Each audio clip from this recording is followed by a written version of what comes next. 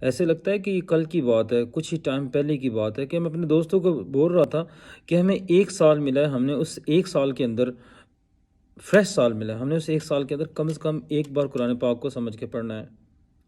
آج یہ دسمبر کا آخری ہفتہ اس کا آغاز ہونے والا ہے، اور ایک پورا سال ہمارے پاس سے گزر گیا جس میں سینکڑوں ایام تھے، 365 ایام ہمارے پاس تھے، ہمارے پاس ہزاروں منٹ سے، ہمارے پاس ہزاروں گھنٹے تھے، ہمارے پاس لاکھوں کروڑوں سیکنڈ تھے، لیکن ہمیں سوچنے کی ضرورت یہ ہے کہ ان اتنے منٹس ہونے کے باوجود، اتنے گھنٹے ہونے کے باوجود، کم و بیش 365 دن ہونے کے باوجود، ہم نے 2021 میں کتنا قرآن سیکھا، ہم نے کتنا قرآن سمجھا، ہم نے کتنا قرآن پہ غور کیا؟ کیا ہمیں قرآن کریم کو پورے سال کے اندر ایک بار بھی کھولنے کا موقع ملا؟ اگر نہیں ملا، سانس چل رہی ہے، صحت سلامت ہے، آنکھوں کی بہنائی سلامت ہے، ہاتھوں میں پکڑنے کی قوت موجود ہے، ٹانگوں کے اندر چلنے کی طاقت موجود ہے، ہماری یادداشت بھی ہمارے ساتھ دے رہی ہے، تو میرے خیال میں ابھی بھی نقصان نہیں ہوا۔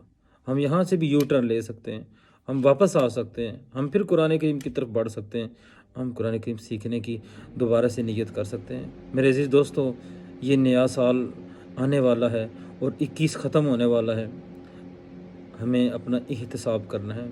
میں سمجھتا ہوں کہ اپنی زندگی کا بہترین احتساب یہ ہے کہ بندہ یہ سوچے کہ میں نے کتنا قرآن سیکھا ہے۔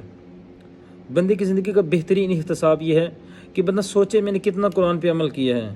بندے کی اپنی سکروٹنی کرنے کا طریقہ کار بس یہی ہے کہ بندہ سوچے میں نے قرآن کریم سمجھ کے پڑھا بھی ہے کہ نہیں پڑھا، میں نے کتنا عمل کیا ہے۔ ایک قرآن ہے، ایک زندگی ہے، ایک زندگی میں ایک قرآن بھی ہم نے نہ پڑھا، سمجھ کے نہ پڑھا، غور و فکر اس کے اندر نہ کی، رسوائی، تکلیف، اذیت، عذاب ایسے لگتا ہے جیسے ہمارا ہی انتظار کر رہا ہے اگر ہم نے اس قرآن سے ہدایت نہ لی۔ یقین کیجئے، اگر ہم قرآن سے ہدایت نہیں لے رہے، آپ دل سے محسوس کیجئے ہماری دعاؤں کے اندر اثر ہی ختم ہو جائے گا۔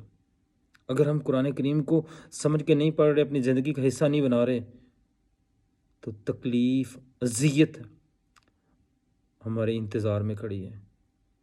اللہ اکبر۔ چلیں ابھی یاد کرتے ہیں، ایک ہفتہ باقی ہے، ہم کوشش کرتے ہیں کہ ہم قرآن کو سمجھ کے پڑھنے کی بھرپور محنت کریں گے۔